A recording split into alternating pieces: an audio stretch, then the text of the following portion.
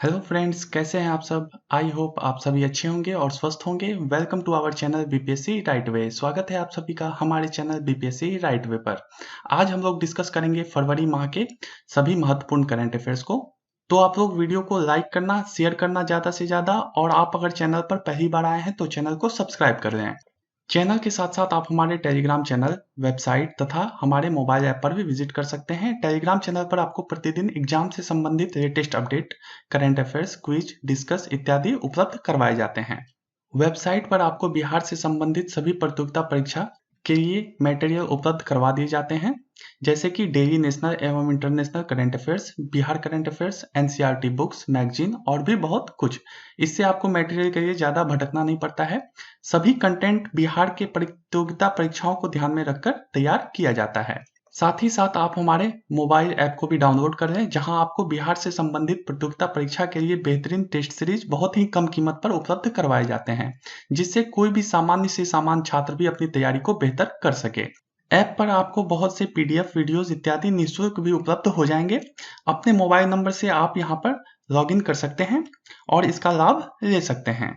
तो चलिए हम लोग शुरू करते हैं हमारा आज का सेशन और देखते हैं हमारा आज का पहला प्रश्न। ये सभी प्रश्न मोस्ट इंपॉर्टेंट क्वेश्चंस होंगे, जो आपके आगे आने वाले परीक्षा के लिए महत्वपूर्ण होगा। तो चलिए हम लोग शुरू करते हैं आज का सेशन। हमारा पहला प्रश्न है, हाल ही में बिहार के किस उत्पाद को अब डाकघर के माध्यम से उपलब्ध करवाया जाएगा? तो हमारे उत्तर हो जाएंगे मखाना। मखाना की मांग को देखते हुए बिहार डाक परिमंडल ने राज्य के चुनिंदा डाकघरों के माध्यम से लोगों को मखाना उपलब्ध करवाने का फैसला लिया है। इसके लिए मिथिला नेचुरल्स के साथ डाक विभाग ने करार किया है। सभी प्रकार के मखाना उत्पाद जैसे कि मखाना खीर, मखाना इंस्टेंट मिल्क शेक, फूड मखाना, मखाना लावा अंकित मूल्य से 10% छूट के साथ डाकघरों में उपलब्ध करवाए जा रहे हैं। आने वाले दिनों में मखाना शेक भी लोगों को उपलब्ध हो सकेगा। तो इसमें आप लोग कुछ चीजों को याद रखिएगा कि यह किसके साथ टाई अप किया गया है। तो यह किया गया है मिथिला नेचुरल्स के साथ, और इस पर आपको अगर आप डाकघर के माध्यम से इसे बुक करेंगे तो आपको यहाँ पर जो है 10% की छूट भी मिल जाएगी। तो इस दो बातों को आप लोग ध्यान रखिएगा। अगला प्रश्न है हमारा, हाल ही में बिहार के किस व्यक्ति को महावीर पुरस्कार से सम्मानित किया गया है? तो हमारे उत्तर हो जाएंगे आनंद कुमार। सुपर 30 के संस्थापक आनंद कुमार का चयन प्रतिष्ठित महावीर पुरस्कार के लिए किया गया है। पुरस्कार के तहत उन्हें 29 जनवरी को चेन्नई में प्रशस्ति पत्र और स्मृति चिन्ह के साथ 10 लाख रुपए नगद दिया जाएगा। पुरस्कार तमिलनाडु के राज्यपाल बनवारी लाल पुरोहित के द्वारा प्रदान किया जाएगा। विदित हो कि यह पुरस्कार भगवान महावीर फाउंडेशन की ओर से दिया जाता है। फाउंडेशन की स्थापना 1994 में एन सुंदरचंद जैन ने समाज में कमजोर लोगों के कल्याण के लिए निस्वार्थ सेवा करने वाले लोगों और संस्थाओं की पहचान कर उन्हें प्रोत्साहित व सम्मानित करने के लिए किया था। तो इसमें कुछ बातें हैं जो कि आपको बिल्कुल ही याद रखना है कि यह महावीर पुरस्कार जो है वह किसे दिया गया? तो वह दिया गया आपको सुपर 30 के संस्थापक आनंद कुमार को। और इसमें क्या प्रदान किया जाता है? तो इसमें जो है 10 लाख रुपए आप आनंद कुमार को कैश दिया गया। और यह किसके द्वारा पुरस्कार दिया जाता है? तो यह दिया जाता है आपको भगवान महावीर फाउंडेशन की ओर से। और इसकी स्थापना कब हुई थी? तो इसकी स्थापना हुई थी 1994 में। तो यह कुछ बातें हैं जो कि आप लोग इसे याद रखिएगा। अगला प्रश्न है हमारा, बिहार की किस महिला फाइटर पायलट ने गणतंत्र दिवस पैरेड में शामिल होकर एक इतिहास रच दिया है? तो हमारे उत्तर हो जाएंगे भावना कंठ।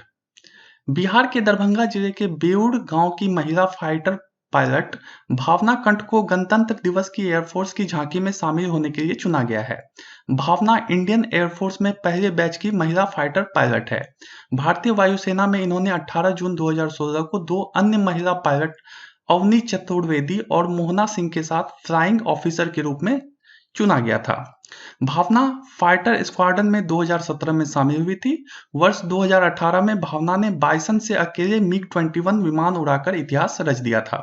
तो इसमें आप लोग कुछ बातों को याद रखिएगा कि 18 जून 2016 को जो है भावना कंठ के साथ साथ जो है अवनी चतुर्वेदी और मोहना सिंह ने भी जो है फ्लाइंग ऑफिसर के रूप में चुना गया था। और भावना को जो है स्क्वाड्रन में कब शामिल किया गया था? तो यह शामिल किया गया था इन्हें 2017 में। इस कुछ बातों को आप लोग ध्यान रखिएगा। अगला प्रश्न है हमारा, बिहार की किस महिला को पद्मश्री पुरस्कार दिया गया है? तो हमारे उत्तर हो जाएंगे दुलारी देवी। महत्वपूर्ण प्रश्न है, इसे आप लोग ध्यान रखिएगा। इस वर्ष मिथिला पेंटिंग के लिए दुलारी देवी को पद्मश्री पुरस्कार दिया गया है। दुलारी बिहार के मधुबनी के रांटी गांव की है। रांटी से पद्मश्री पाने वाली दुलारी तीसरी महिला है। इससे पहले गांव की महासुंदरी देवी और गोदावरी दत्ता को भी पद्मश्री दिया जा चुका है। दुलारी की खासियत यह है कि वो धार्मिक आख्यानों में मिथिला कला में अपने आसपास के जीवन को चित्रित करती है। तो इसमें कुछ बात जो है महत्वपूर्ण वो है कि किसे दिया गया है यह पद्मश्री पुरस्कार, तो यह दिया गया है दुलारी देवी को। और इसके साथ साथ ही जो इस गांव से दो अन्य लोगों को पहले भी मिल चुका है पद्मश्री, वह है महासुंदरी देवी और गोदावरी दत्ता। तो ये बातें आप लोग ध्यान रखिएगा। अगला प्रश्न है हमारा, हाल ही में नशा मुक्ति का ब्रांड एम्बेसडर किसे बनाया गया है? तो हमारे उत्तर हो जाएंगे ज्योति। समाज कल्याण विभाग के सामाजिक सुरक्षा निदेशक दयानिधान पांडे ने ज्योति को नशा मुक्ति अभियान का ब्रांड एम्बेसडर बनाने का फैसला किया है। इस दौरान उन्होंने ज्योति को 50,000 रुपए का चेक और एक स्मार्टफोन भी दिया। बता दें कि ज्योति अपने बीमार पिता को हरियाणा के गुरुग्राम से साइकिल पर लेकर निकली थी और दरभंगा पहुंच गई थी। ज्योति ने महज 7 दिन में करीब 1200 किलोमीटर का सफर तय किया था, जिसके बाद ज्योति कुमारी देश के साथ साथ विदेशों में भी इसकी प्रसिद्धि हुई थी। तो इसमें बस आपको याद रखना है कि किसे दिया गया है, तो वो ज्योति को दिया गया है। अगला प्रश्न, बिहार के किस जिले में देश का दूसरा फ्लाई स्काई ब्रिज बनाया जाएगा? तो हमारे उत्तर हो जाएंगे नालंदा। बिहार के नालंदा जिले के अंतर्राष्ट्रीय पर्यटन स्थल राजगीर में पूर्वोत्तर भारत का पहला ग्लास ब्रिज बनकर तैयार हुआ है। इसका मकसद पहले से और ज्यादा देशी विदेशी पर्यटकों को बढ़ावा देना है। इसके अलावा वेन्यू वन की अत्याधुनिक तरीके से सजावट की जा रही है ताकि पर्यटक यहां आकर अपने आप गौरवान्वित महसूस कर सकें। चीन के होंग झाओ प्रांत के में स्थित 120 मीटर ऊंचे कांच के पुल की तर्ज पर ही इसका निर्माण किया गया है। तो यह कहां पर बनाया जा रहा है? तो यह बनाया जा रहा है आपको राजगीर में, इसे आप लोग ध्यान रखिएगा। और इसी के साथ साथ ही जो है वेन्यू वन का जो भी है उद्धार किया जा रहा है। अगला प्रश्न है, हाल ही में केंद्र सरकार के द्वारा बिहार का महालेखाकार लेखा परीक्षक किसे नियुक्त किया गया है? तो हमारे उत्तर हो जाएंगे राम अवतार शर्मा। राम अवतार शर्मा जो है भारतीय लेखा परीक्षक और लेखा सेवा के 2003 बैच के अधिकारी हैं। बिहार के महालेखाकार पदभार ग्रहण करने से पहले राम अवतार अमेरिका के वाशिंगटन में स्थित प्रधान निदेशक कार्यालय के निदेशक के पद पर कार्यरत थे। राम अवतार राष्ट्रीय लेखा परीक्षा और लेखा अकादमी शिमला में निदेशक और विभाग के अन्य महत्वपूर्ण पदों पर भी अपनी सेवाएं दे चुके हैं। तो यह किसे दिया गया है? तो यह दिया गया है आपको राम अवतार शर्मा को। ठीक है, आप लोग इस नाम को याद रखिएगा। हाल ही में किसे अटल अवार्ड से सम्मानित किया गया है? तो हमारे उत्तर हो जाएंगे अविनाश कुमार। लोकसभा सदस्य मनोज तिवारी ने डॉक्टर अविनाश को दिल्ली के विज्ञान भवन में 7वें अटल अवार्ड से सम्मानित किया है। अटल अवार्ड डॉक्टर अविनाश को विज्ञान एवं अनुसंधान के क्षेत्र में उल्लेखनीय कार्य के लिए प्रदान किया गया है। यह अवार्ड कई क्षेत्रों के लोगों को मिलता है। 7वें अटल अवार्ड में डॉक्टर अविनाश कुमार सहित देश के अन्य क्षेत्रों में कार्य करने वाले लोगों को भी दिया गया है। यह अवार्ड कुल 19 लोगों को प्रदान किया गया है, जिसमें आर्ट एवं कल्चर, संगीत, राजनीति, डिफेंस, शिक्षा, पोएट्री, स्वास्थ्य एवं मीडिया जैसे क्षेत्र को भी शामिल किया गया है। तो इसमें दो बातें याद रखने वाली है। क्या क्या है? तो यह है कि किसे दिया गया है? तो यह दिया गया है डॉक्टर अविनाश को, और डॉक्टर अविनाश के साथ साथ ही जो है अन्य 19 लोगों को भी दिया गया है। चूंकि यह महत्वपूर्ण है क्योंकि डॉक्टर अविनाश जो है वह बिहार से संबंधित हैं। तो यह नाम आप लोग याद रखिएगा।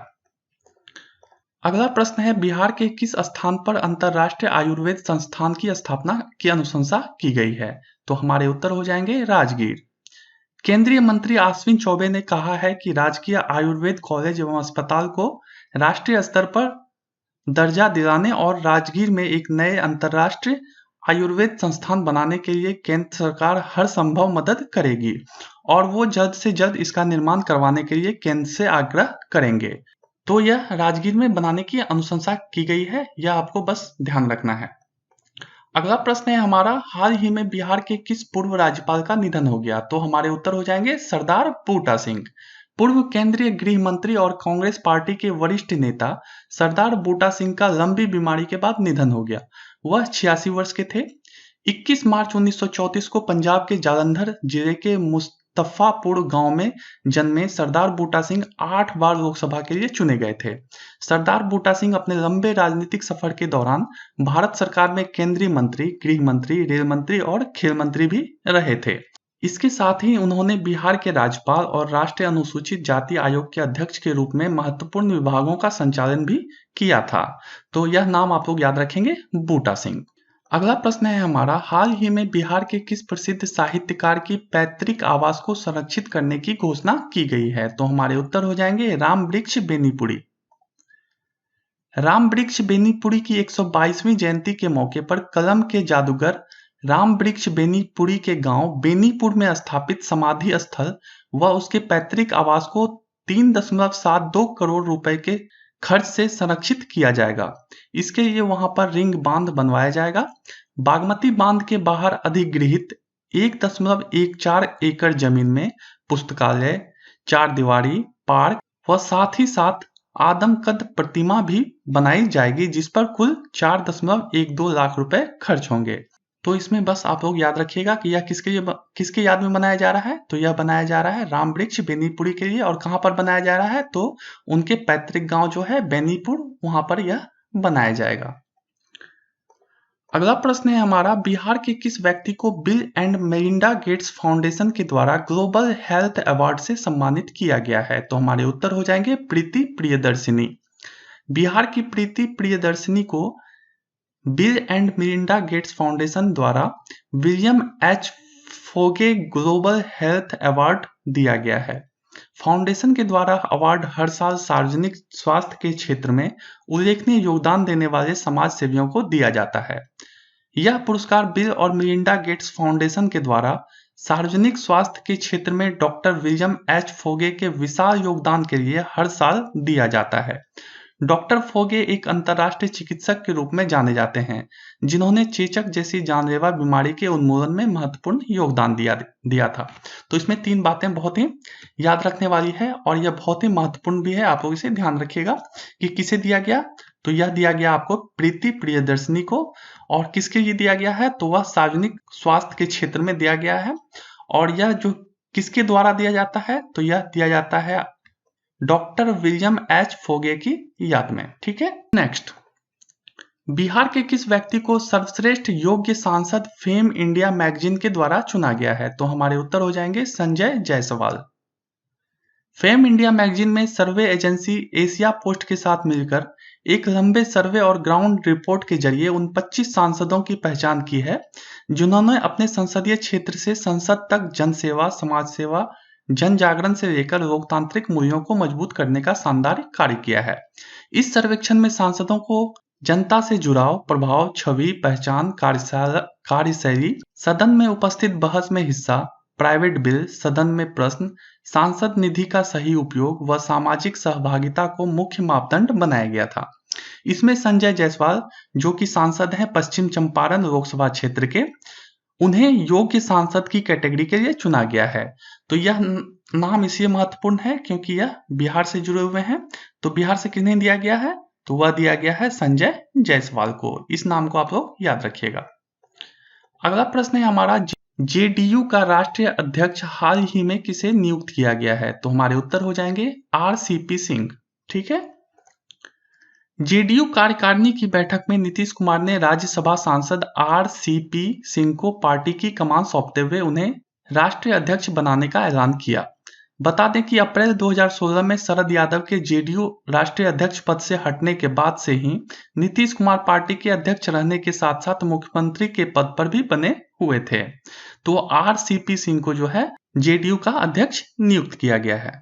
अगला प्रश्न है हमारा, हाल ही में नवगठित धार्मिक न्यास बोर्ड के अध्यक्ष के रूप में किसे चयनित किया गया है? तो हमारे उत्तर हो जाएंगे अखिलेश कुमार जैन।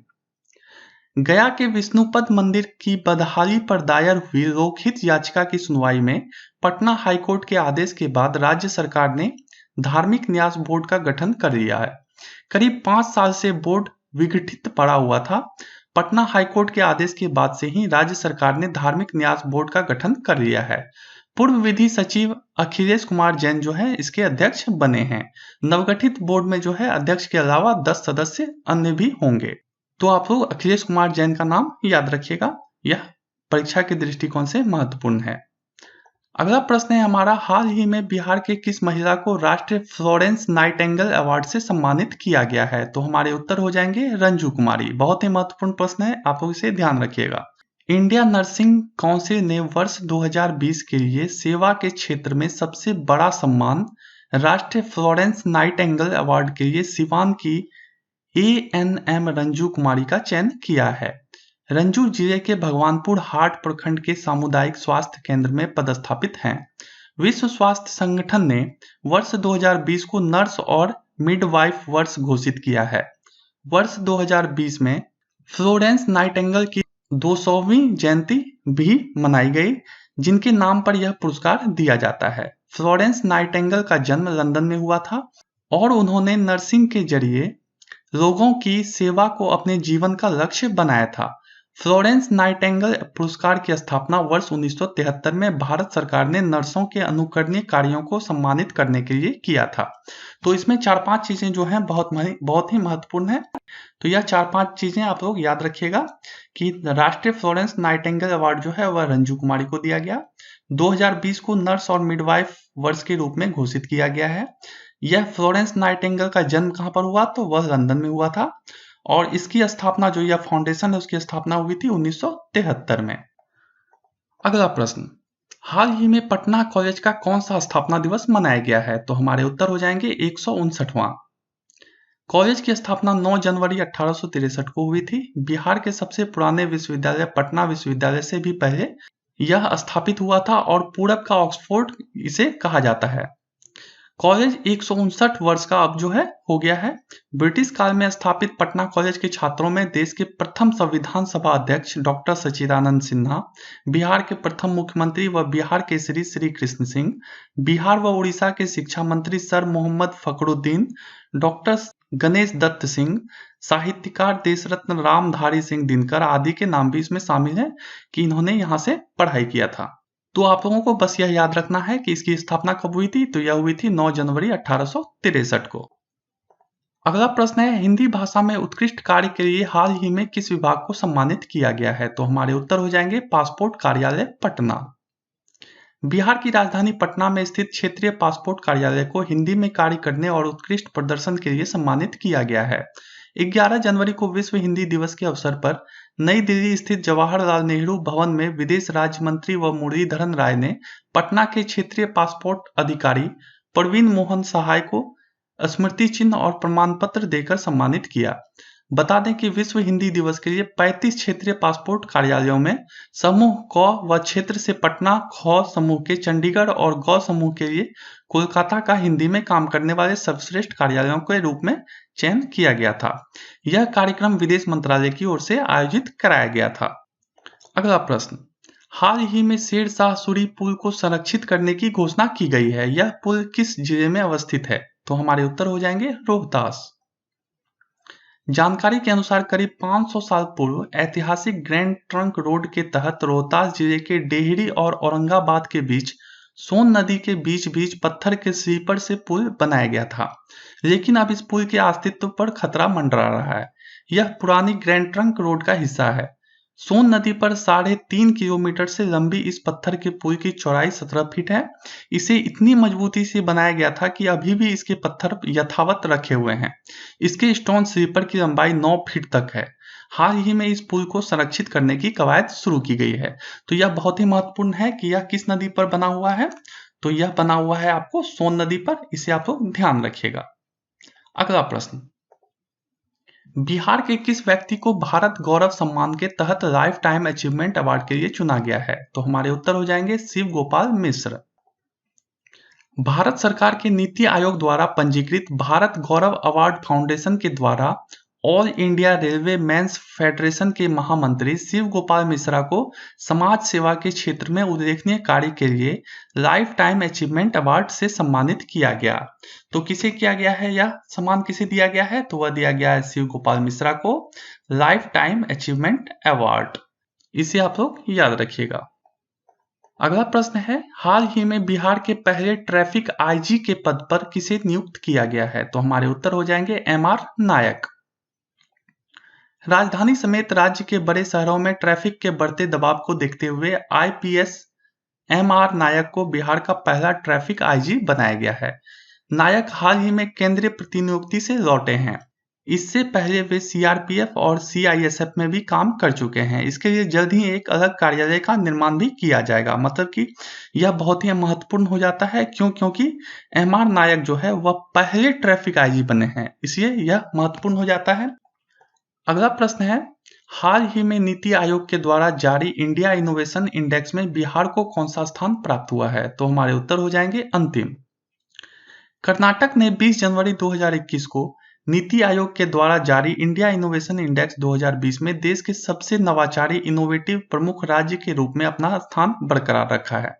इस इंडेक्स में कर्नाटक ने 42.5 का स्कोर हासिल किया है। उसके बाद महाराष्ट्र, जिन्होंने कि 38 अंक हासिल किया है। तमिलनाडु 37.91 अंक लेकर तीसरे स्थान पर रहा है। और इस इंडेक्स में बिहार जो है 14.5 अंक लेकर सबसे अंतिम पायदान पर रहा है। तो इसमें 3 चीजें याद रखिएगा कि इसमें पहले स्थान पर कौन है? तो पहले स्थान पर कर्नाटक है और इन्होंने जो है 42.5 का स्कोर किया था। दूसरे स्थान पर महाराष्ट्र है। तीसरे स्थान पर जो है तमिलनाडु है। और बिहार का स्थान क्या है? तो बिहार का स्थान इसमें जो है वह अंतिम है। और बिहार को जो कितना अंक मिला था? तो 14.5 अंक। तो यह कुछ बातें आप लोग याद रखिएगा। अगला प्रश्न है हमारा, बिहार से किस बच्ची को प्रधानमंत्री राष्ट्रीय बाल पुरस्कार के लिए चयनित किया गया है? तो हमारे उत्तर हो जाएंगे ज्योति कुमारी। यह वही ज्योति कुमारी है जिन्होंने अपने पिता को गुड़गांव से बिहार लेकर आ गई थी साइकिल पर बिठाकर। तो ज्योति कुमारी को जो है इसी बहादुरी के लिए प्रधानमंत्री राष्ट्रीय बाल पुरस्कार प्रदान किया गया है। ठीक है। और इसके लिए उसे 1 लाख रुपए का प्रशस्ति पत्र और मेडल दिया गया था। साथ ही साथ आपको यह भी बताना चाहेंगे कि ज्योति कुमारी को जो है वह नशा मुक्ति अभियान के लिए राज्य सरकार के द्वारा ब्रांड एम्बेसडर भी बनाया जा चुका है। तो आप लोग ज्योति कुमारी का नाम याद रखिएगा। अगला प्रश्न, हाल ही में बिहार रेजिमेंट के किस व्यक्ति को मरणोपरांत महावीर चक्र से सम्मानित किया गया है? महत्वपूर्ण प्रश्न है। तो हमारे उत्तर हो जाएंगे कर्नल संतोष बाबू। पिछले साल जून में पूर्वी लद्दाख में गलवान घाटी में चीनी सेना के हमले के खिलाफ अपने सैनिकों का नेतृत्व करने वाले कर्नल बी संतोष बाबू को मरणोपरांत दूसरे सबसे बड़े सैन्य सम्मान महावीर चक्र से जो है नवाजा गया है। तो यह प्रश्न जो है बहुत ही महत्वपूर्ण है कि किसे दिया गया है महावीर चक्र? तो वह दिया गया है कर्नल संतोष बाबू को। इस नाम को आप लोग याद रखिएगा। अगला प्रश्न है, हाल ही में विधि आयोग का अध्यक्ष किसे नियुक्त किया गया है? तो हमारे उत्तर हो जाएंगे अंजना मिश्रा। हाई कोर्ट के रिटायर्ड जज अंजना मिश्रा को राज्य विधि आयोग का अध्यक्ष बनाया गया है। अंजना मिश्रा को विधि आयोग के अध्यक्ष बनने की अधिसूचना विधि विभाग के द्वारा जारी कर दी गई है। तो इस नाम को आप लोग याद रखिएगा, अंजना मिश्रा। तो ये था हमारा आज का सेशन, जिसके अंतर्गत हम लोगों ने देखा फरवरी माह के सभी महत्वपूर्ण करंट अफेयर्स को, जो कि आपके आगामी आने वाली परीक्षा के लिए महत्वपूर्ण होगा। तो आप लोग इसे अच्छे से प्रैक्टिस कीजिए। साथ ही साथ आप हमारे वेबसाइट पर विजिट कर सकते हैं, जो है www.bpscwriteway.in। साथ ही आप हमारे मोबाइल ऐप को डाउनलोड कर लीजिए, जहां भी आपको टेस्ट सीरीज उपलब्ध करवाए जाते हैं। और टेलीग्राम तो आप लोग जरूर ज्वाइन कर लीजिए, क्योंकि यहाँ पर हम लोग हर पल के करंट अफेयर्स और बहुत ही इंपॉर्टेंट न्यूज वगैरह जो है वह तुरंत ही यहाँ पर अपडेट कर देते हैं। तो आप इस तीनों को फॉलो कीजिए। तो आज के लिए बस इतना ही। मिलते हैं हम लोग अगले वीडियो में। तब तक के लिए हमारे साथ बने रहने के लिए आप सभी का बहुत बहुत धन्यवाद।